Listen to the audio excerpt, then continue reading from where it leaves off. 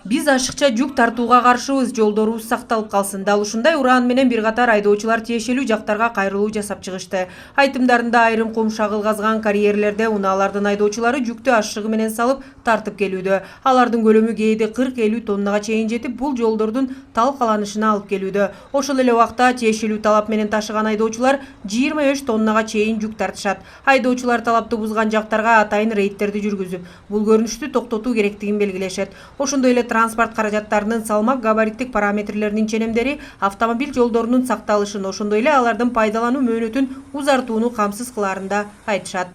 Вынуждена биз грузду көп жүктөгөнгө туура келатат да. Эгерде мындайча айткандачы, анткени жүктөгөн карьер, кабыл алып аткан бетон завод бүт баары бизге мындайча айтканда аз төлөйт да. Ошол акчабыз жол киребиз чыгыш үчүн биз 40 тонна жүктөнгө мажбурий түрдө туура келатат да.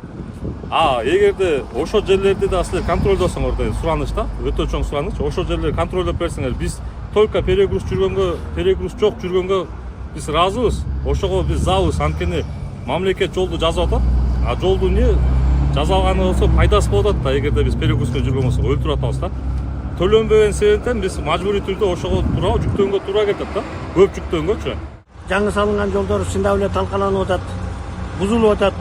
Анан биз бардык айланып келип эле баягы жаман сөздөр ушу шопурга тийип атат. Оор жүктөп атат, туура эмес ташып атышат деген. Биз ушул өкмөттүн талабына макул элек. 25, 30, 27 тонна өзү перегруз кылбай ташыганга. Бирок ошол талабыбыз менен эле сурайт элек министрликтен. Элдин баарына туура болсун деп. Бардыгына калыстык деле каалайбыз. Биз лишний ташыйбыз деп аракет кылган жокпуз. Бизге наоборот ошо тараза менен ташсак туура болот. Машинебиз көпкө чыдайт, дөңгөлөктөрүбүз жешилбейт, жыртылбайт.